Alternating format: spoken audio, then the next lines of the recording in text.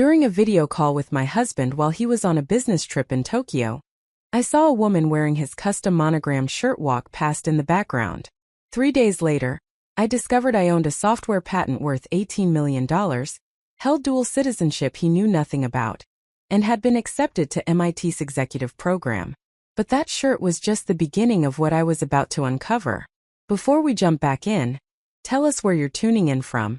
And if this story touches you, make sure you're subscribed, because tomorrow, I've saved something extra special for you. The notification lit up my phone at exactly 11:47 on a Tuesday night. My husband, Derek Castellano, calling from Tokyo where he had been attending what he described as critical investor meetings for the past 9 days.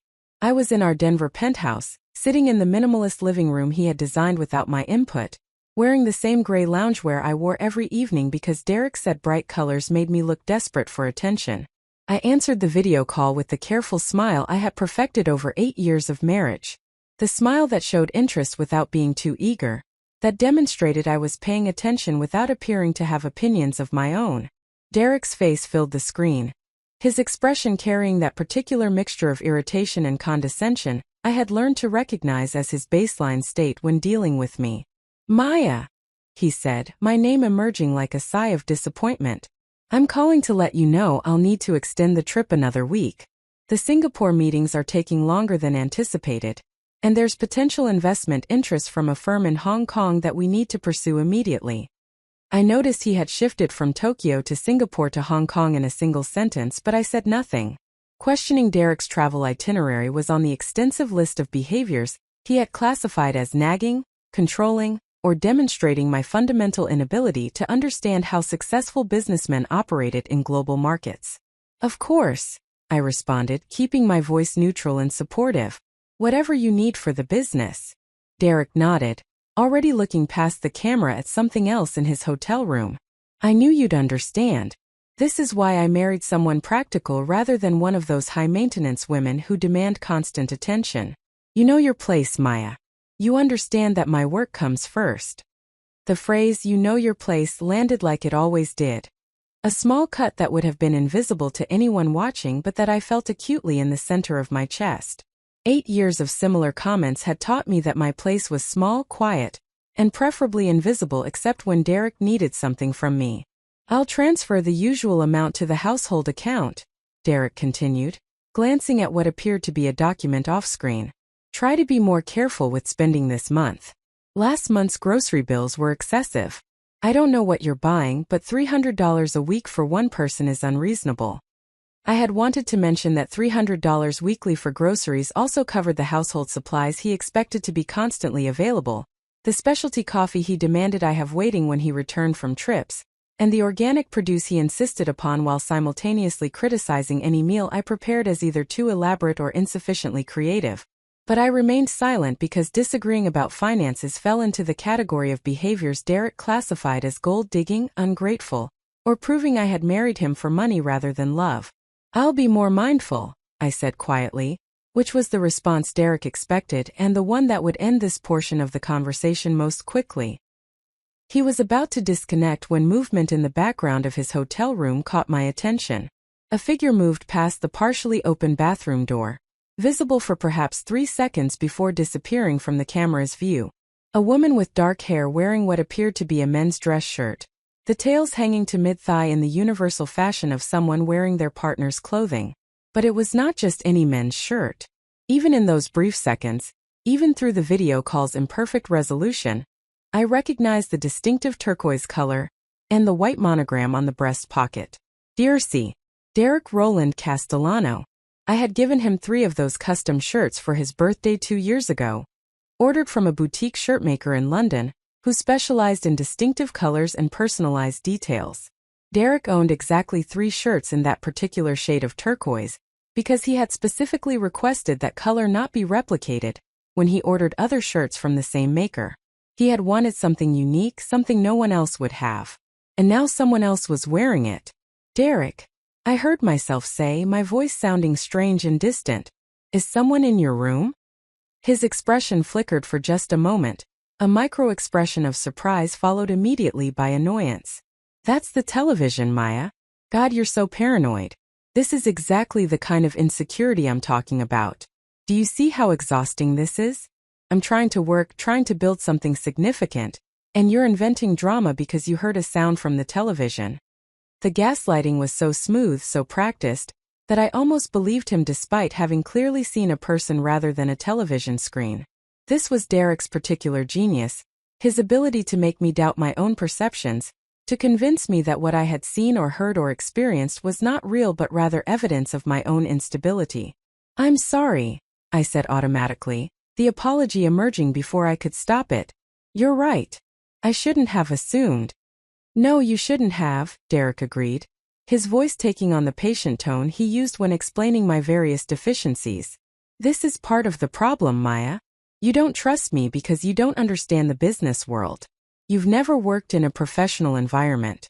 You've never traveled internationally for business. You see things through this narrow, unsophisticated lens, and then you create problems where none exist." The familiar shame washed over me. The feeling that I had once again revealed my inadequacy, my fundamental unsuitability for Derek's world of international business and sophisticated travel. He was right that I did not work in a professional environment currently. What he failed to mention was that he had systematically dismantled my career 8 years ago, convincing me to leave my position as a software developer at a promising startup, because my work schedule conflicted with his need for a wife who could manage his household, attend his events, and be available whenever he required support or service.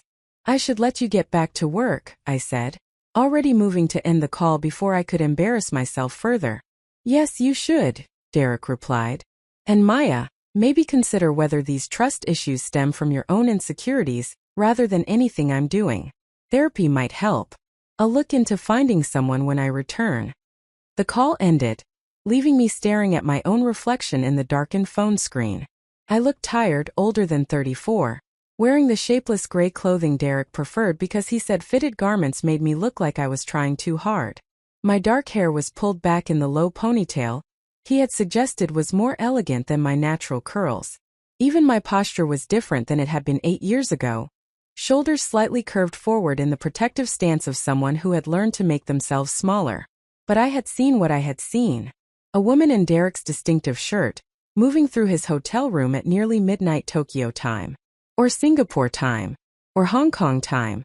The shifting geography of his supposed business trip suddenly felt significant in a way it had not before. I sat in the silent penthouse surrounded by furniture Derek had chosen, art Derek had selected, books Derek had approved for display. Nothing in this space reflected my tastes, my interests, or my identity except for the single bookshelf in the guest's bedroom, where I kept the technical manuals and programming texts I had hidden away 8 years ago, when Derek convinced me they represented a past I needed to leave behind.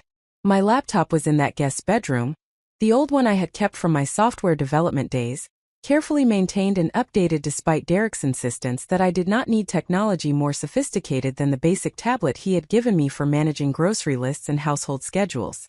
I had hidden that laptop in the back of the guest's bedroom closet, wrapped in an old sleeping bag, because some instinct I could not name had told me to preserve this one connection to the person I had been before I became Derek's wife.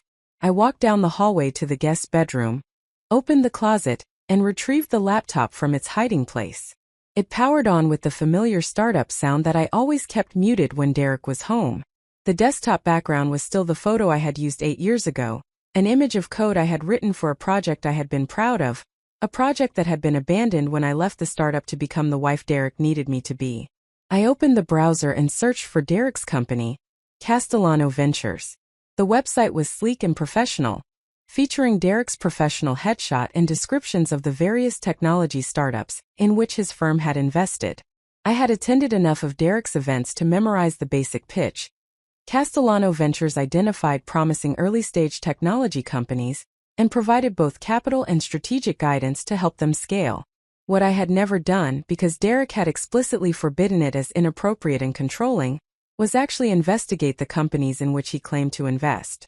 Now, sitting alone in the guest's bedroom with evidence of infidelity fresh in my mind, I began systematically researching every company listed on Castellano Ventures' portfolio page. Preparing and narrating this story took us a lot of time, so if you are enjoying it, subscribe to our channel, it means a lot to us. Now back to the story. The first 3 companies I searched showed promising results. Active websites, recent press releases, social media presence indicating operational businesses. But the 4th company, a supposed artificial intelligence startup called Neural Path Analytics, presented differently. The website was live but had not been updated in 14 months. The press releases ended abruptly 18 months ago. The social media accounts were dormant. Most significantly, a deep search revealed that Neural Path Analytics had filed for bankruptcy 11 months ago, a fact nowhere mentioned on Castellano Ventures' current portfolio page. I continued searching. Of the 23 companies listed on Derek's portfolio page, 7 had ceased operations, gone bankrupt, or been acquired in transactions that suggested failure rather than success. Yet Derek's website presented all 23 as active, thriving investments that demonstrated his expertise in identifying and nurturing technology startups. The discrepancies multiplied as I dug deeper. Investment amounts Derek claimed publicly did not match the amounts reported in business filings I found through public records databases. Advisory roles Derek listed on his biography could not be confirmed through the company's own websites or press materials. Board positions he referenced in conversations and presentations were not reflected in corporate governance documents available through public sources. For 8 years, I had accepted Derek's narrative about his business success without question because questioning would have been inappropriate, controlling, and evidence of my inability to understand sophisticated business operations. But now, looking at pattern after pattern of misrepresentation, I began wondering what else I had accepted without verification. My phone buzzed with a text message. Derek, sending a follow-up to our video call. I've been thinking about your trust issues.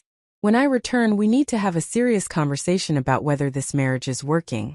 I can't build a business with a wife who doesn't support me. Consider whether you're capable of being the partner I need. The threat was implicit but clear. Shape up or face divorce. Accept his narrative or lose the marriage. Stop questioning or find yourself alone. For 8 years, this type of message had sent me into spirals of anxiety and self-doubt, desperate attempts to identify what I had done wrong, and how I could fix myself to meet Derek's standards. But tonight, with the image of a woman in his monogrammed shirt still fresh in my mind, with evidence of professional misrepresentation accumulating on my screen, something felt different. The fear was still present, but it was joined by something else. Curiosity, perhaps. Or the faint stirring of anger that I had suppressed for so long that I had almost forgotten what it felt like. I did not respond to Derek's message. Instead, I continued searching, following threads of information that connected to other threads, building a picture of Derek's business dealings that looked increasingly different from the narrative he presented to investors, to colleagues, and to me. At 2:30 in the morning, I found something that made my hands shake. A patent filing from 6 years ago for a piece of software I had developed during my final months at the startup before I left to marry Derek. The patent listed the inventor as Derek Roland Castellano, with no mention of my name, no acknowledgement of my work. The patent abstract described my algorithm, my innovation, my solution to a problem I had been obsessing over during those long nights when I had been trying to prove myself as a developer. Derek had filed the patent in his own name 3 months after we married, at a point when I had been so consumed with trying to be the perfect wife that I had not been monitoring intellectual property databases. He had taken my work, claimed it as his own, and built part of his business reputation on innovation I had created. I searched further and found that the patent had been licensed to multiple companies over the past 6 years. The licensing revenue appeared to be substantial, though the exact figures were not public. Derek had been profiting from my work while simultaneously convincing me that I had nothing valuable to contribute professionally, that my departure from software development was appropriate, because I lacked the sophistication for that world. The guest bedroom suddenly felt too small, the air too thin. I stood and walked to the window, looking out at Denver's nighttime skyline. The city glowed with lights from buildings where people were working, building things that mattered. I had been one of those people once, contributing to something meaningful, using skills I had developed through years of education and practice. My phone buzzed again. Another message from Derek. I'm disappointed that you haven't responded. Your silence is manipulative and immature. This is exactly the kind of behavior that makes me question whether you're capable of being an adult partner. The accusation was so perfectly inverted. characterizing my silence as manipulation while his own systematic deception continued, that something inside me shifted. Not dramatically, not with the sudden clarity of movie moments, but with a quiet recognition that I had been living in a carefully constructed illusion designed to serve Derek's needs while erasing my own. I looked at the patent filing on my screen, at the evidence of professional misrepresentation, at the image I had captured from our video call showing a woman in his monogram shirt. Separately, each item could potentially be explained away. Derek was skilled at explanation, at creating narratives that made his version of events seem more plausible than objective reality. But together, these pieces formed a pattern that was becoming harder to deny. I had choices to make. I could do what I had done for 8 years, which was suppress my observations, doubt my perceptions, and accept Derek's narrative about reality. I could respond to his text message with apologies and promises to be better, to trust more, to question less. I could delete my search history, close the laptop, and return to the gray-clothed existence Derek preferred. Or I could keep searching. I could follow these threads to wherever they led. I could begin documenting what I was finding with the same methodical precision I had once applied to debugging code. I could treat this like a problem that needed solving rather than a personal deficiency that needed correcting. The decision felt simultaneously enormous and surprisingly simple. I saved the patent filing to a new folder on my laptop. I took screenshots of the inconsistencies I had found in Derek's portfolio companies. I documented the timeline of his supposed business trip with its shifting geography, and the image of the woman in his shirt. I created a spreadsheet to track what I was learning, organizing information with the systematic approach that had once made me a skilled developer. At 4:15 in the morning, I finally responded to Derek's messages. "You're right that we need to talk when you return. I've been doing some thinking too." His response came immediately, despite the time difference suggesting it should be early evening wherever he actually was. "I'm glad you're being reasonable. We'll discuss your issues when I'm back. Try to work on your trust problems before then." I set my phone aside and returned to my research. Derek thought we would be discussing my problems, my deficiencies, my need to change. He did not know that I was systematically documenting his misrepresentations, his theft of my intellectual property, and the evidence of infidelity.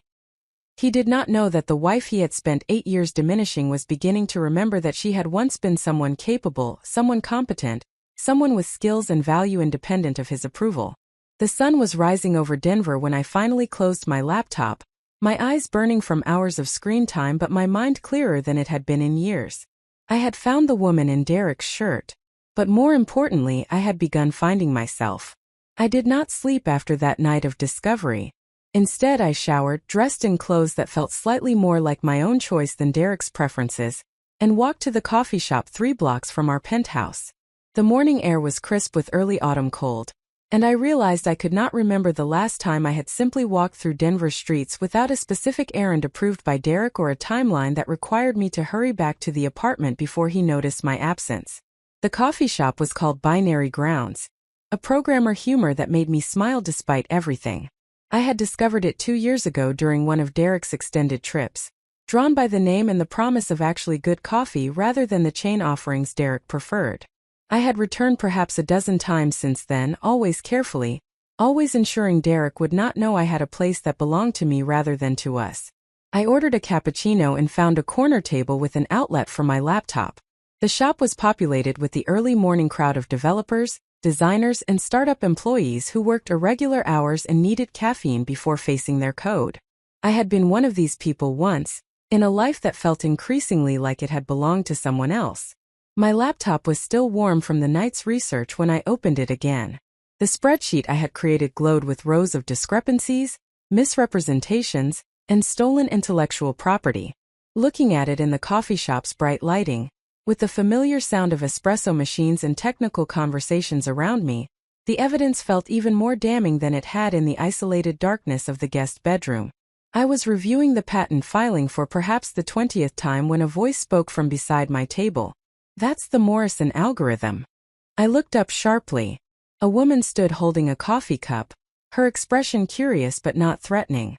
She appeared to be in her early 40s, with short silver hair and glasses that gave her an academic air. She wore a university sweatshirt from Colorado School of Mines, and carried a backpack that suggested she was either a student or professor. "I'm sorry," I said, instinctively moving to close my laptop. "The patent you're looking at," she continued, gesturing toward my screen with her coffee cup, "that's the Morrison algorithm for optimizing neural network training efficiency. I teach computer science at Mines, and I used that algorithm as a case study in my advanced AI course. It's elegant work, really innovative for its time. Still holds up 6 years later, which is remarkable given how fast the field moves." My throat tightened. "You teach this algorithm?" "Every semester," she confirmed, "though I always tell my students there's some controversy about the actual inventor. The patent lists Derek Castellano, but there are persistent rumors in the AI community that the real developer was someone else, possibly a woman he was involved with. The timeline and technical sophistication never quite matched Castellano's other work, which tends to be more derivative than innovative." She paused, studying my face with increasing interest. "I'm Professor Rachel Kim, by the way, and unless I'm completely mistaken, you're looking at that patent with a kind of personal interest that suggests you might know more about its actual origins than the public record indicates." I should have deflected, should have protected Derek's reputation and my own privacy the way I had learned to do reflexively over 8 years of marriage. But something about Professor Kim's directness, about sitting in this coffee shop full of people who spoke the technical language I had abandoned, about the evidence of Derek's theft glowing on my screen made me respond with truth instead of protection. "I wrote that algorithm," I said quietly. "My name is Maya Castellano now, but it was Maya Patel when I developed that solution. I was working at a startup called Quantum Leap Technologies. Derek and I had just started dating. I showed him my work because I was excited about the breakthrough, and I thought he would understand because he claimed to be involved in technology investment. 3 months after we married, he filed the patent in his own name. I didn't discover it until last night."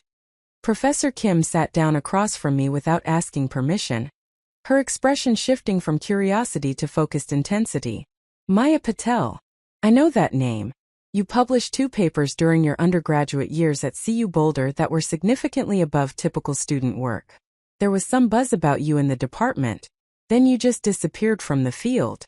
No graduate school, no continued publications, no presence at conferences. We wondered what happened to you."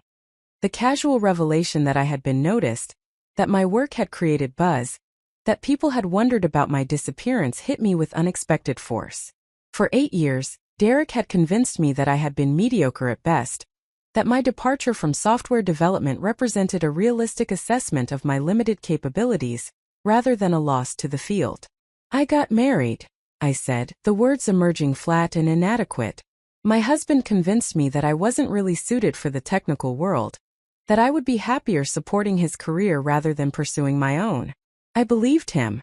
Professor Kim's expression hardened. "Let me guess. He systematically undermined your confidence, isolated you from professional networks, convinced you that your perceptions of your own abilities were inflated, and positioned himself as the arbiter of what you were capable of achieving?" The precision of her description made me flinch. "You know Derek?" "I don't know your husband specifically," Professor Kim replied, "but I know the pattern. I've been teaching for 19 years, and I've watched it happen to talented women again and again. Someone with potential gets involved with a man who feels threatened by that potential and systematically dismantles it while convincing her it's for her own good, or because she was never really that capable to begin with." She pulled out her phone and opened her email application. "I'm going to send you something. What's your email address?" I gave her my personal email, the one Derek did not monitor, because he considered it unnecessary for me to have professional correspondence. Professor Kim typed rapidly, then looked up at me with an expression that was both serious and somehow hopeful. "I just sent you a link to a private database that tracks disputed intellectual property in the technology sector. It's maintained by a group of women in tech who have experienced or witnessed IP theft, usually in the context of relationships or early-stage companies where proper documentation was informal. The database isn't public because it would open us up to defamation suits, but it's shared among women who need to verify their suspicions or build cases." My phone buzzed with the incoming email. I opened it to find a link and a password, along with a brief message that read, "You're not alone. Others have walked this path before you." I'm also sending you contact information for someone you need to meet, Professor Kim continued. Her name is Jennifer Hartley. She's a patent attorney who specializes in intellectual property disputes, particularly cases involving theft or misattribution. She's expensive, but she also has a track record of taking selected cases pro bono when they involve clear injustice and strong evidence. Your situation might qualify.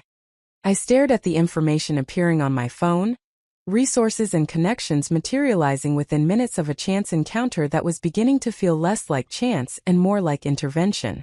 Why are you helping me? I asked. You don't know me. For all you know, I could be lying about the algorithm. Professor Kim smiled, but it was a sad smile that suggested she had seen too much disappointment. I know you're not lying because I've read your undergraduate papers, and I've studied the Morrison algorithm extensively. The technical approach is consistent, the problem-solving style is distinctive, and the elegance of the solution matches your earlier work. Derek Castellano's other patents are competent but uninspired, exactly what you'd expect from someone who understands technology well enough to invest in it, but doesn't have the creative spark to innovate within it. She leaned forward, her voice dropping to a more intimate register. But more than that, I'm helping you because I was you 20 years ago. Different details, same pattern. My ex-husband was a fellow professor who convinced me I was a mediocre scholar whose work only gained attention because of his mentorship and support. He published papers with my research under his sole authorship. He presented my findings at conferences while I stayed home because he said I lacked the presence to represent the work effectively. It took me 6 years to understand what was happening and another 3 years to extract myself from the marriage and rebuild my professional reputation. She paused, and I saw something fierce and hard in her expression. I got out, Maya. I reclaimed my work, I rebuilt my career, and I spent the last decade making sure what happened to me is documented, recognized, and becomes increasingly difficult for men like him and your husband to perpetrate. So when I see someone sitting in a coffee shop looking at stolen intellectual property with the expression of someone who is just beginning to understand they've been robbed, I help. Because nobody helped me. And I won't let that pattern continue unchallenged. The coffee shop suddenly felt too bright, too loud, too full of normalcy while this stranger was offering me resources and recognition I had not known I needed. I blinked back tears that felt both like grief and relief, mourning for lost time while simultaneously feeling the first stirrings of possibility that time could be reclaimed. I don't know what to do with this information, I admitted. Derek is still on his business trip. He'll be back next week. I have evidence of infidelity and intellectual property theft, but I don't know what I'm supposed to do with it. Do I confront him? Do I file for divorce? Do I contact the patent office? Everything feels overwhelming and I don't trust my own judgment anymore because he spent 8 years convincing me my judgment is fundamentally flawed. Professor Kim nodded as though she had expected exactly this response. The first thing you do is nothing precipitous. You document everything systematically.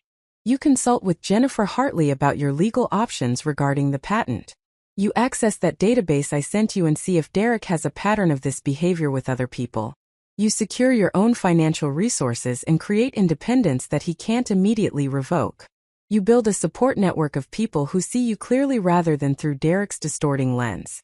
And you give yourself time to remember who you were before he convinced you to forget. She pulled a business card from her backpack and slid it across the table. This is my direct office number and personal email. I want you to contact me regardless of what you decide to do about Derek. Whether you choose to stay in the marriage or leave, whether you pursue the patent dispute or let it go, I want you to know that you have options in the technical world. Your skills are not gone just because they haven't been used for 8 years. The fundamentals of strong programming thinking don't evaporate because someone convinced you to stop practicing. I picked up the card, running my thumb over the embossed university logo. What if I've actually lost my abilities?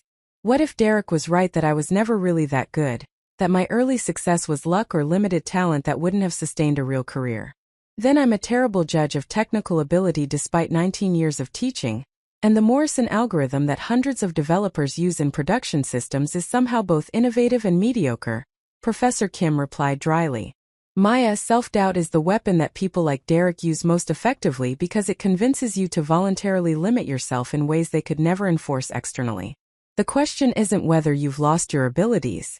The question is whether you're ready to find out what you're capable of when nobody is actively sabotaging your confidence. She stood, shouldering her backpack. I have a class in 40 minutes, but I'm serious about staying in touch. Contact Jennifer Hartley today if you can. At minimum, you need to understand your legal position regarding that patent. Knowledge is power, particularly when you've been kept deliberately ignorant.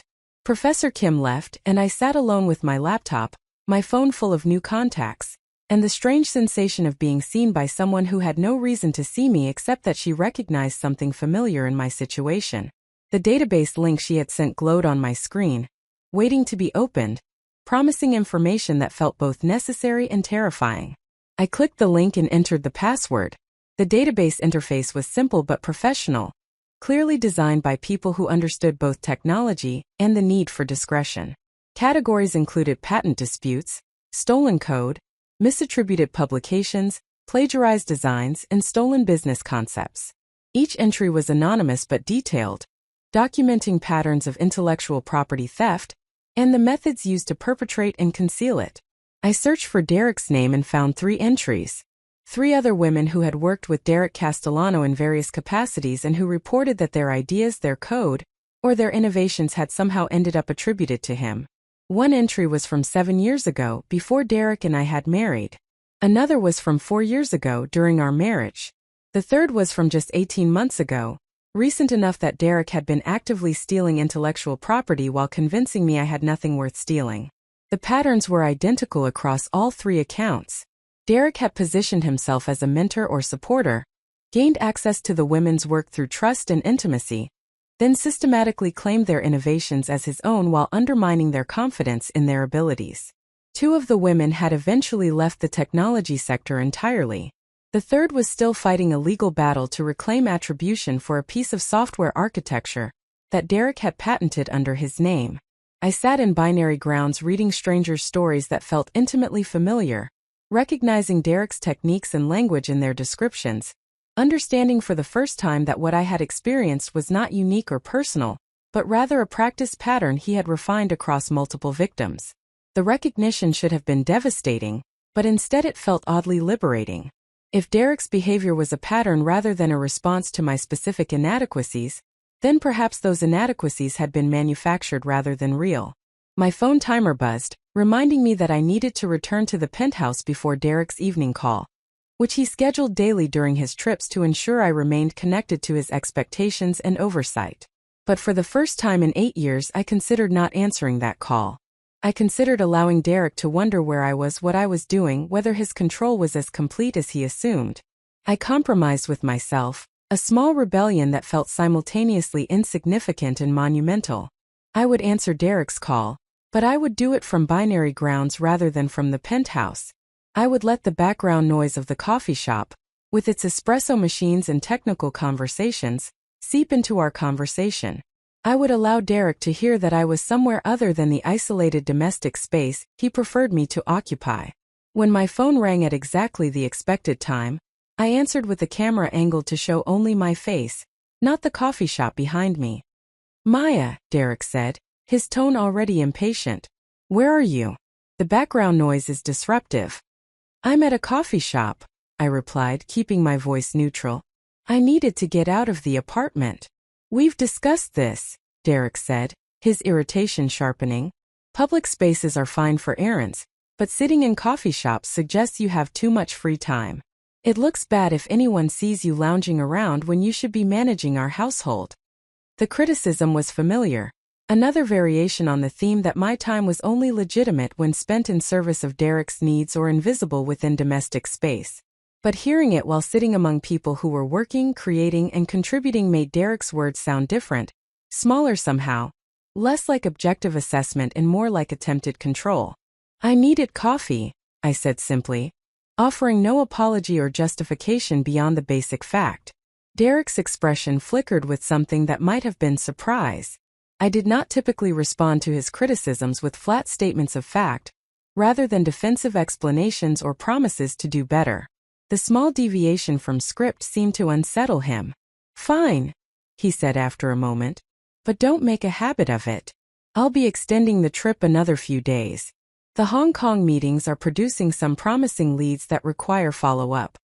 Of course, I replied, and disconnected the call before Derek could continue with his usual litany of expectations and corrections. I sat in binary grounds for another hour, making notes in my spreadsheet, researching patent attorneys, and reading more entries in the database Professor Kim had shared. When I finally walked back to the penthouse, I carried Professor Kim's business card, Jennifer Hartley's contact information, and the beginning of understanding that the woman I had been before Derek might still exist somewhere beneath 8 years of systematic diminishment. The question was whether I was brave enough to help her resurface. Jennifer Hartley's law office occupied the 14th floor of a glass tower in the Denver Tech Center, surrounded by the headquarters of telecommunications companies and software firms that represented the professional world I had abandoned 8 years ago. I stood in the building's lobby for several minutes before finally stepping into the elevator, my finger hovering over the button marked 14 while I fought the urge to turn around and return to the penthouse where Derek expected me to remain during his extended absence. The elevator doors closed before I could retreat, carrying me upward through floors of legitimate professional activity, while my mind catalogued all the reasons this meeting represented a betrayal of my marriage vows, a violation of spousal loyalty, and evidence of the paranoid distrust Derek had repeatedly identified as my fundamental character flaw. His voice echoed in my thoughts with the same authority it carried during our conversations, explaining why consulting an attorney without his knowledge demonstrated exactly the kind of instability and poor judgment he had been trying to help me overcome throughout our marriage. But the elevator continued rising despite my internal turmoil, and when the doors opened on the 14th floor, I stepped out into a reception area that managed to feel both professional and somehow welcoming. The walls displayed framed patents and legal victories rather than generic corporate art, creating an environment that announced expertise without the intimidating coldness I had expected from a law office specializing in intellectual property disputes. The receptionist looked up from her computer with a genuine smile that reached her eyes. She appeared to be in her late 20s, wearing professional clothing that somehow avoided the severity Derek always insisted was required for credibility in business environments. "You must be Maya Patel," she said, using my maiden name even though I had made the appointment under Maya Castellano. "Professor Kim called ahead to let us know you would be coming. I'm Sophie Chun, Jennifer's paralegal. She's finishing a call with a client in Tokyo, but she'll be ready for you in just a few minutes." The casual mention of Professor Kim's involvement made something tight in my chest loosen slightly. This was not a completely solitary act of disloyalty, but rather a step suggested by someone with expertise and experience, someone who had recognized something in my situation that warranted professional consultation. "Thank you," I managed, taking a seat in the waiting area and immediately questioning whether I should have worn something more formal than the simple dress and cardigan I had chosen. Derek maintained extensive opinions about appropriate professional attire, and I had internalized enough of his standards to feel perpetually uncertain about whether my clothing choices communicated competence or the lack thereof. Sophie must have noticed my anxiety because she spoke again from her desk, her voice carrying a tone of someone accustomed to nervous clients. "Professor Kim sent over the basic background on your situation. Jennifer has already done some preliminary research on the patent in question. She's very interested in your case, which is good news because Jennifer is extremely selective about which matters she takes on. The fact that she cleared her afternoon to meet with you indicates she sees merit in what you're bringing to her." The information should have been reassuring, but instead it triggered a cascade of doubt. What if I had misunderstood the situation? What if the patent filing was somehow legitimate and my interpretation reflected the kind of technical ignorance Derek had always attributed to me? What if I was wasting a prominent attorney's time with complaints rooted in my own insecurity, rather than actual legal wrongdoing? Before I could spiral further into uncertainty, an inner door opened and a woman emerged who immediately commanded attention without apparent effort. Jennifer Hartley was perhaps 50 years old, with dark hair streaked with silver worn in a style that suggested she had more important concerns than conforming to conventional beauty standards. She wore a suit that communicated authority through quality and fit rather than adherence to gendered expectations, and she moved with the confidence of someone who had fought enough battles to know which ones were worth fighting. "Maya," she said, extending her hand for a firm handshake. "I'm Jennifer Hartley. Please come into my office." Sophie, hold my calls unless it's the Beijing matter or my daughter's school. Jennifer's office continued the aesthetic established in the reception area, with walls displaying successful case outcomes and photographs of Jennifer, with various clients at moments of legal victory. A large window overlooked the tech center's landscape of innovation and commerce. Situating this conversation within the broader context of the professional world Derek had convinced me I was unsuited to navigate. Professor Kim gave me an overview of your situation, Jennifer began once we were seated, her desk clear except for a legal pad and the patent documents I recognize from my own research. But I'd like to hear the story directly from you, starting from the beginning. When did you develop the algorithm that became the Morrison patent, and what were the circumstances surrounding Derek Castellano's acquisition of that intellectual property? The direct question, delivered without judgment or skepticism, somehow made it easier to speak. I described my work at Quantum Leap Technologies, the breakthrough I had achieved in optimizing neural network training efficiency, and the excitement I had felt showing Derek my innovation during the early months of our relationship when I had still believed he understood and valued technical achievement. I explained how Derek had expressed interest in potentially helping commercialize my algorithm through his venture capital connections, how he had requested detailed documentation and source code to share with potential investors, and how I had provided everything because I trusted him and believed we were building a future together. Jennifer took notes while I spoke, her expression neutral but focused, occasionally asking clarifying questions about dates, documentation, or specific technical details. She did not interrupt my narrative or impose her own interpretation, simply gathering information with the systematic thoroughness of someone who understood that details mattered in legal contexts. 3 months after we married, Derek filed the patent application listing himself as sole inventor. I continued, feeling my throat tighten with the familiar combination of anger and shame. I didn't discover the filing until 2 nights ago when I was researching his business activities. By that point, the patent had been active for 6 years. He's licensed the algorithm to multiple companies and presumably collected significant revenue, all based on work I created that he claimed as his own. Did you sign any documents transferring intellectual property rights to Derek? Jennifer asked, her pen poised over her legal pad. No, I replied with certainty. I was careful about that because my work at Quantum Leap had taught me about protecting intellectual property. I never signed anything suggesting the algorithm belonged to anyone except me. Did Derek have you sign a prenuptial agreement before your marriage? The question triggered an uncomfortable memory. Derek had presented a prenuptial agreement 2 weeks before our wedding, characterizing it as a formality required by his family attorneys to protect family assets. I had been so consumed with wedding preparations and so eager to avoid conflict that might delay our marriage that I had signed without reading the document thoroughly or consulting independent legal counsel. Yes, I admitted. But I didn't read it carefully. Derek said it was standard protection of premarital assets, and that it wouldn't affect me because I wasn't bringing significant assets into the marriage. I signed it because he seemed frustrated that I was creating unnecessary complications by asking questions about clauses I didn't understand. Jennifer's expression remained neutral, but I detected a slight tightening around her eyes that suggested she had heard similar stories before. Do you have a copy of the prenuptial agreement? It's in our safe at the penthouse, I said.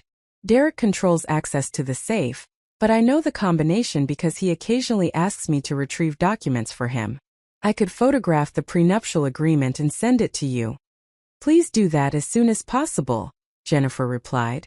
Prenuptial agreements sometimes contain intellectual property provisions that could complicate your claim to the algorithm, particularly if the language is broad enough to cover work created during the marriage or innovations developed using marital resources. I need to review the specific terms before I can give you a clear assessment of your legal position.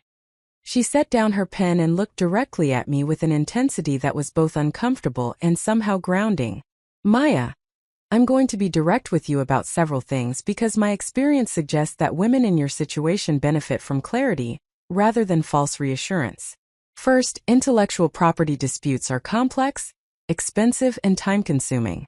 If you pursue a claim against Derek's patent, you should expect a process that could take 2 to 3 years and cost significant legal fees unless we can structure a contingency arrangement or find alternative funding. The timeline felt crushing.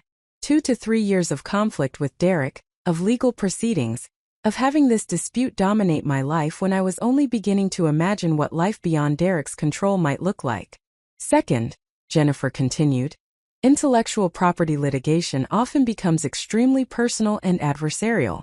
Derek will likely hire aggressive attorneys who will attempt to discredit your technical abilities, question your mental stability, and characterize your claims as the vindictive actions of a bitter spouse, rather than legitimate legal grievances. You need to prepare yourself emotionally for attacks on your character and credibility that will feel deeply unfair because they will rely on the same undermining narratives Derek has been using privately for years, except amplified and deployed in legal contexts. I felt my hands trembling in my lap. Everything Jennifer was describing sounded overwhelming, potentially impossible for someone who had spent 8 years learning to doubt her own perceptions and capabilities. However, Jennifer said, her voice taking on a different quality that demanded attention, I've reviewed the patent documents, your undergraduate publications that Professor Kim forwarded to me, and the database entries documenting Derek's pattern of intellectual property theft. Based on that preliminary review, I believe you have a strong case. The technical sophistication of the Morrison algorithm is significantly above Derek's demonstrated capabilities in his other patents. The timeline of development coincides exactly with your work at Quantum Leap Technologies. Your earlier publications establish a clear pattern of problem-solving approach that matches the methodology used in the disputed algorithm. And the database evidence suggests this was not an isolated incident but rather a practiced pattern of behavior. She pulled out a document from her desk drawer and slid it across to me. This is a preliminary legal strategy outline I prepared this morning. It details 3 possible approaches to addressing the patent theft, each with different timelines, costs, and probable outcomes. I want you to review these options carefully before making any decisions about how to proceed. I looked down at the document, seeing legal terminology and strategic considerations laid out with the same systematic precision I had once applied to debugging complex code. The 3 approaches ranged from negotiated settlement outside of court to full litigation seeking patent invalidation and damages. Each option included estimated costs, timeline projections, and probability assessments that Jennifer had clearly spent significant time developing. Why are you doing this? I asked, the question emerging before I could filter it through the politeness Derek had insisted was required in professional interactions. Professor Kim mentioned you sometimes take cases pro bono, but this level of preparation before I've even agreed to retain you seems beyond what any attorney would do for a potential client they just met. Jennifer leaned back in her chair, and for the first time since I had entered her office, I saw something that looked like personal investment rather than professional assessment in her expression. 22 years ago, I was a junior associate at a large firm working on a groundbreaking environmental case, she began. I developed a novel legal theory that became the foundation for our litigation strategy. My supervising partner presented that theory at conferences, published articles about the approach under his sole authorship, and built a significant reputation based on my work. When I objected, I was told I was being ungrateful, that junior associates didn't get individual credit, that I should be happy to have participated in important litigation even without recognition. She paused, and I saw old anger flash across her face before being controlled and channeled into something harder and more purposeful. I spent the next 5 years documenting every instance of idea theft I could find in legal practice. I discovered it was epidemic, particularly affecting women and minorities whose contributions were systematically minimized or attributed to more senior colleagues. I eventually left that firm, started my own practice, and made intellectual property justice my specialization. Not because it's the most lucrative area of law, but because I refused to let the pattern that almost destroyed my career continue unchallenged for other women. Jennifer stood and walked to her window, looking out at the tech center landscape. I prepare extensively for potential clients like you because by the time women come to my office, they've usually spent years being convinced their perceptions are wrong, their contributions were insignificant, and their complaints are symptoms of personal deficiency rather than responses to genuine injustice. That conditioning makes it difficult for them to advocate for themselves effectively. So I advocate first, demonstrating through preparation and expertise that their cases have merit, that their experiences were real, and that legal remedies exist. She turned back to face me. I don't take every case that comes to my office, Maya. I don't have the resources or time to fight every battle. But I take the cases where the evidence is strong, the injustice is clear, and the client has the potential to withstand the difficult process of pursuing justice. Professor Kim believes you meet those criteria. Based on our conversation this morning, I agree with her assessment. The validation from someone with Jennifer's expertise and experience created a sensation I had almost forgotten. The feeling of being seen accurately and valued appropriately. Derek had spent 8 years convincing me that my self-assessment was inflated, that my belief in my own capabilities represented arrogance requiring correction. But Jennifer was suggesting that my perceptions might have been accurate all along, and that Derek's characterizations rather than my abilities were the distortions requiring correction. I need to think about this, I said, the words feeling inadequate but honest. Everything you're describing sounds necessary and right, but it also feels overwhelming. I'm not sure I'm strong enough to withstand years of legal battle with Derek, particularly when he'll be using every conversation we've had, every vulnerability I've shared, every moment of weakness as evidence that I'm unstable and vindictive. Jennifer nodded as though she had expected this response. Take the time you need. Review the strategic options I've outlined. Consult with people you trust. But Maya, I want you to understand something important. Strength isn't the absence of fear or doubt. Strength is the willingness to act despite fear and doubt, when the action is necessary and right. You've already demonstrated considerable strength by coming to this office today, by researching Derek's activities, by reaching out to Professor Kim, and by sitting here telling me your story despite every instinct Derek has trained into you that says speaking about this represents betrayal and disloyalty. She walked back to her desk and wrote something on a business card before handing it to me. This is my personal cell phone number. Very few clients get direct access, but I'm giving it to you because I want you to be able to reach me when you need consultation or reassurance. The decision about whether to pursue legal action against Derek's patent is ultimately yours alone. Nobody can make it for you. But whatever you decide, I want you to know that someone with expertise believes your case has merit, that your perceptions are accurate, and that you deserve justice for what was taken from you. I left Jennifer's office carrying the strategic document she had prepared, her business card with the personal phone number, and a perspective on my situation that felt fundamentally different from the one I had carried into the building. The elevator descended through the same floors I had risen through 90 minutes earlier, but I was returning to ground level with information and validation that changed how I understood everything that had happened over the past 8 years. The afternoon sun was bright as I walked to my car, and I found myself noticing details of the tech center landscape I had passed through without really seeing. The buildings full of people creating innovations in building technologies.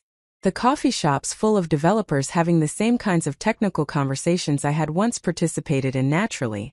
The sense of purposeful activity that came from being part of professional communities working on meaningful problems. Derek had convinced me I was unsuited for this world, that my brief presence in it had been an anomaly rather than a genuine fit, that my departure represented realistic self-assessment rather than manufactured exclusion. But sitting in Jennifer Hartley's office, discussing legal strategy for reclaiming stolen intellectual property, hearing that a prominent attorney believed my case had merit had awakened something I thought Derek had successfully suppressed. The memory of who I had been before I learned to be smaller, quieter, and less threatening. The woman who had written undergraduate papers that created buzz in academic departments.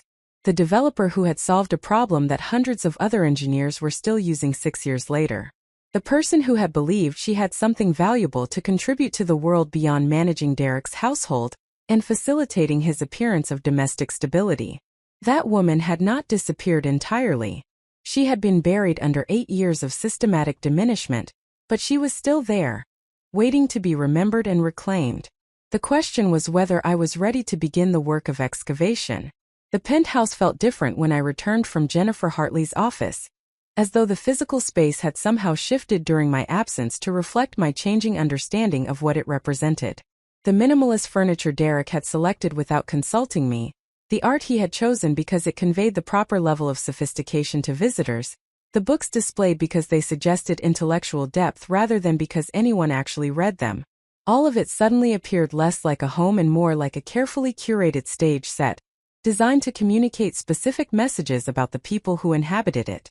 I stood in the entryway holding Jennifer's business card and the strategic document outlining my legal options, aware that I was about to cross a threshold that would be difficult to uncross.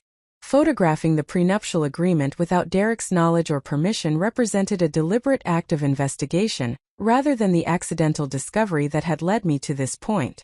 I would be making a choice to gather evidence, to build a case, to prepare for confrontation rather than attempting to repair or preserve what remained of my marriage. The safe was located in Derek's study, concealed behind a piece of abstract art that could be swung away from the wall on hidden hinges. Derek had shown me the combination during our second year of marriage when he had needed me to retrieve tax documents while he was traveling for business. He had presented the information as evidence of trust, proof that he considered me a full partner in our marriage despite his frequent criticisms suggesting otherwise. I had felt grateful at the time for this demonstration of confidence in my discretion and reliability. Now, approaching the study with the intention of accessing the safe without Derek's knowledge, I recognized that moment differently. Derek had given me the combination not because he trusted me as an equal partner, but because he needed me to function as his personal assistant during his absences, retrieving documents he required for his business dealings. The access had been pragmatic rather than symbolic, a grant of limited authority within carefully defined parameters that served his convenience rather than acknowledging my autonomy. The study was Derek's domain within our shared space, decorated according to his preferences with leather furniture and dark wood that communicated masculine authority. His desk held a computer I was not permitted to use, correspondence I was not supposed to read, and business files I had been instructed were confidential and inappropriate for my review. I had respected these boundaries for 8 years, accepting Derek's explanation that successful marriages required separate spheres where each partner maintained independent space. Standing in the doorway now, I understood those boundaries differently. They had been mechanisms for controlling information flow, ensuring that I remained ignorant about Derek's actual business activities, while he maintained complete access to every aspect of my life through his monitoring of my phone, computer, spending, and movements. The asymmetry had been deliberate and systematic, designed to position him as the authority on reality while I remained dependent on his interpretations and explanations. I moved the abstract art away from the wall and entered the combination Derek had given me 6 years earlier. The safe door opened with a smooth mechanical precision that suggested regular maintenance and careful engineering. Inside, documents were organized in labeled folders that spoke to Derek's preference for systems and order. Tax returns, property deeds, investment records, insurance policies, legal documents. The prenuptial agreement was in the legal documents folder, a bound document of perhaps 30 pages that looked far more complex than the simple asset protection formality Derek had characterized it as when presenting it to me 2 weeks before our wedding. I pulled it from the safe and carried it to Derek's desk, where I began photographing each page with my phone, ensuring the text was clear and legible in each image. The language was dense with legal terminology that I had not understood 8 years ago, and that Derek had actively discouraged me from questioning. Reading it now with the awareness Jennifer Hartley had provided about intellectual property provisions, I began to see clauses that extended far beyond the straightforward asset protection Derek had described. Section 7 was titled Intellectual Property and Creative Works. I read the language slowly, feeling my stomach tighten with each paragraph. The agreement stipulated that any intellectual property created by either party during the marriage would be considered marital property subject to division, according to the agreement's terms. More significantly, any intellectual property created within 2 years prior to the marriage that had not been formally protected through patents, copyrights, or trademarks would be presumed to be joint property developed during the relationship that led to marriage. The Morrison algorithm had been created 18 months before Derek and I married. I had not filed a patent application immediately because I had been focused on refining the implementation and demonstrating its effectiveness in production environments. The prenuptial agreement's language appeared to have been specifically crafted to encompass exactly this situation, providing legal justification for Derek's subsequent patent filing that listed him as sole inventor. I continued photographing pages, discovering additional provisions that recontextualized our entire marriage. Section 11 addressed spousal support in the event of divorce, stipulating that any separation initiated by me rather than Derek would result in my receiving no ongoing financial support, and would entitle me only to whatever separate property I could prove belonged to me prior to the marriage.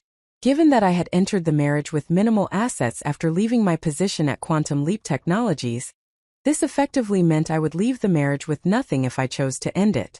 Section 13 covered confidentiality, requiring that I not disclose any information about Derek's business activities, financial status, or personal affairs to third parties without his explicit written permission.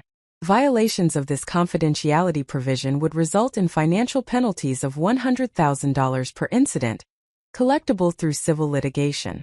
The prenuptial agreement that Derek had presented as protective formality was actually a comprehensive control document, carefully constructed to ensure that I would have no claim to intellectual property I created, no financial security if I left the marriage, and no ability to speak publicly about what I experienced or observed without facing significant financial consequences. I had signed it because Derek had made questioning its terms seem like evidence of distrust, and because I had been so focused on getting married that I had not wanted to create conflict by insisting on legal review.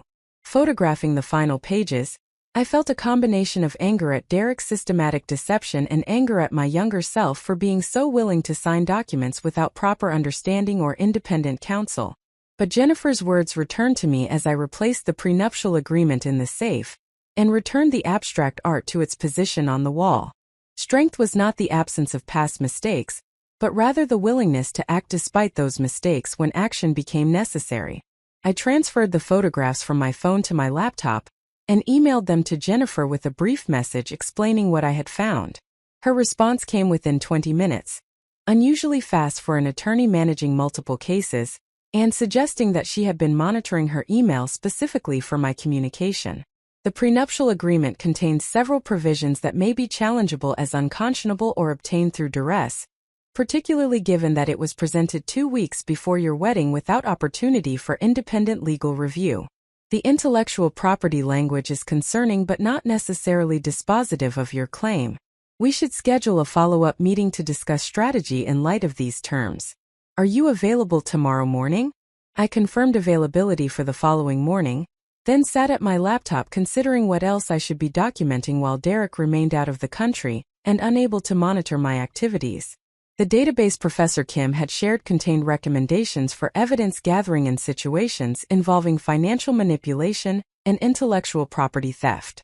I began working through the suggested checklist systematically, approaching it with the same methodical problem-solving approach I had once applied to debugging complex software. Bank statements were accessible through online accounts where Derek had given me view-only access, so I could monitor household spending without ability to transfer funds or make changes. I downloaded 7 years of statements, noting patterns of large transfers to accounts I did not recognize, regular payments to individuals whose names meant nothing to me, and significant expenditures that had never been explained despite Derek's insistence that I account for every dollar I spent. Credit card statements revealed similar patterns. Charges at hotels during periods when Derek claimed to be staying with business associates. Restaurant bills for 2 during trips he supposedly took alone. Jewelry purchases that had never resulted in gifts I received.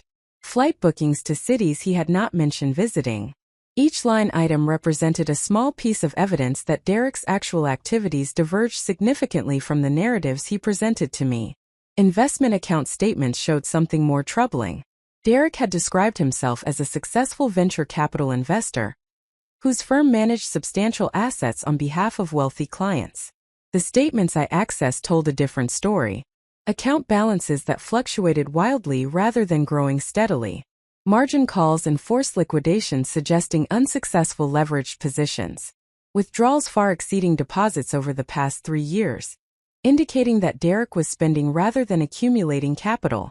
I created a new spreadsheet to organize what I was discovering, building a financial timeline that could be cross-referenced with Derek's stated business activities and travel schedules. The process was absorbing in a way I had almost forgotten work could be, requiring focus and analytical thinking that engaged capabilities I had not used meaningfully for 8 years. I found myself energized rather than exhausted by the complexity, excited by the challenge of organizing disparate information into coherent patterns that told stories the raw data concealed. Hours passed without my awareness until my phone alarm reminded me that Derek typically called at 8 o'clock during his international trips. I had 17 minutes to prepare for the conversation, to arrange my expression and my environment to avoid triggering his suspicion that anything had changed during his absence. The performance of normalcy felt more difficult than it had in previous calls, as though the knowledge I had gained over the past few days was somehow visible on my face or audible in my voice. When Derek's call connected at exactly 8 o'clock, his background showed a hotel room that looked expensive and anonymous in the way of international business hotels. He appeared tired, with shadows under his eyes that suggested either inadequate sleep or stress he was attempting to conceal. For a moment, looking at his familiar face on my phone's screen, I felt a complicated surge of emotions that included grief for what I had believed our marriage was, anger at the systematic deception he had perpetrated, and something that might have been concern for what seemed like genuine exhaustion. "Maya," he said, his tone carrying the usual mixture of authority and impatience. "I'm calling to let you know the trip is extending again. The Hong Kong meetings have led to opportunities in Seoul that require immediate follow-up. I'll be gone at least another 10 days, possibly 2 weeks." The constantly extending timeline that had initially seemed like evidence of Derek's business success now appeared different in light of what I had been discovering. Perhaps the extensions reflected not opportunity but rather desperation, attempts to generate investment interest that continued eluding him, efforts to maintain appearances of success that required increasingly elaborate performances. "That's a long time to be away," I said carefully, watching his face for reactions. "Are the meetings going well?" Derek's expression flickered with something that looked like irritation before smoothing into professional confidence. "The meetings are going extremely well, which is why they keep extending. This is how international business works, Maya. Opportunities don't wait for convenient schedules. I've explained this to you before, but you don't seem to grasp how significant these negotiations are for our future." The correction was familiar, the reminder that my questions reflected my limited understanding rather than legitimate concerns. But I noticed something I had not observed in previous conversations. Derek's confident assertions about business success were delivered with slightly too much emphasis, as though he was trying to convince himself as much as convince me. The performance was not quite as smooth as it usually was, suggesting that whatever was happening during his trip was not proceeding as he had hoped. "I understand," I replied, offering the validation Derek expected. "I hope the remaining meetings produce the results you're seeking." "They will," Derek said, the assertion automatic but somehow uncertain. "I've built my reputation on identifying opportunities that others overlook. These Asian markets are ready for the kind of sophisticated investment strategies that American firms can provide. The investors I'm meeting with recognize my expertise and track record." The claim sounded increasingly hollow as Derek spoke, particularly when contrasted with the investment account statements I had been reviewing that showed consistent losses rather than the successful track record he was describing. I wondered whether Derek actually believed his own narratives, or whether he knew he was constructing fictions that would eventually collapse, but had become too invested in the performance to stop. "Before I forget," I said, changing the subject carefully, "I need to retrieve some documents from the safe for tax purposes. You did give me the combination, but I wanted to confirm it hasn't changed." Derek's face registered brief surprise followed by calculation. "Why do you need tax documents? Tax season is months away, and our accountant handles all of that." "I was organizing files and wanted to make sure everything was in order," I replied, keeping my voice casual despite my accelerating heartbeat. "Just being thorough." "The combination hasn't changed," Derek said after a moment. "But don't remove anything from the safe without photographing it first so we have records of what was taken. And Maya, I don't want you reading documents you don't understand and developing concerns based on misinterpretation. If you have questions about our finances or legal matters, wait until I return so I can explain them properly." The instruction not to read documents without his guidance was characteristic of Derek's approach to controlling information, but hearing it now while knowing I had already accessed, photographed, and shared those documents with an attorney created a strange sensation of separation. I was no longer contained within Derek's narrative frameworks or limited by his information controls. I had stepped outside the boundaries he had constructed, and he did not yet realize the containment had been breached. "Of course," I agreed. "I'll wait for you to return if I have questions." Derek nodded, satisfied that I was maintaining appropriate deference to his authority. "I should go. The next meeting starts in 30 minutes and I need to prepare. Try to stay busy while I'm gone. Maybe organize the closets or something productive. I don't want to return and find you've been sitting around feeling sorry for yourself." The call ended with Derek's characteristic combination of instruction and implied criticism, the suggestion that without his structure and direction I would naturally default to unproductive self-pity. For 8 years, these comments had shaped my behavior, convincing me that Derek's management of my time and activities was necessary correction of my tendency toward laziness or purposelessness. But I had not been sitting around feeling sorry for myself during Derek's absence. I had been conducting systematic research into his business activities. I had been consulting with attorneys and professors. I had been gathering evidence and building cases. I had been recovering capabilities and confidence that Derek had spent years convincing me I never actually possessed. The disconnect between Derek's assumptions about my activities and my actual activities felt like inhabiting two separate realities simultaneously. I returned to my laptop and the spreadsheet I had been building, adding Derek's latest travel extension to the timeline and noting the nervousness I had detected beneath his confident assertions.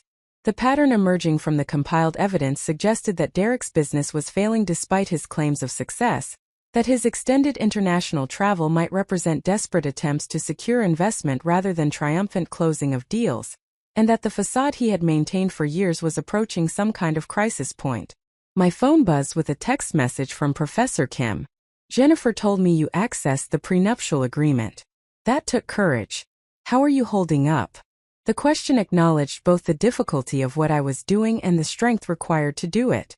I realized I had not been asked how I was holding up in recent memory, at least not by someone who genuinely wanted to know rather than seeking information they could use to adjust their management of me. "I'm discovering things that are both worse than I thought and somehow less surprising than they should be." I typed back. "Thank you for connecting me with Jennifer. I don't know what I would be doing right now without the resources you've provided." Professor Kim's response came quickly. "You would be finding your way eventually because that's what strong people do. We just helped you find the path a little faster. Are you still planning to attend the Women in Tech meetup next week? I think it would be good for you to reconnect with the professional community you've been separated from." The invitation to the meetup had arrived 2 days earlier in a follow-up email from Professor Kim. She organized a monthly gathering of women working in technology fields across Denver, creating space for networking, mentorship, and community building. The idea of attending had seemed both appealing and terrifying, the prospect of interacting with women who were actively practicing the technical skills I had abandoned 8 years ago. "I'll be there," I typed, making the commitment before my anxiety could construct reasons to avoid it, though I'm nervous about not having anything current to contribute professionally. "You have the Morrison algorithm," Professor Kim replied immediately. "That's more contribution to the field than most developers make in their entire careers. Come prepared to talk about the technical approach you used to solve the optimization problem. Trust me, people will be very interested in hearing from the actual creator of an algorithm they've been using for years."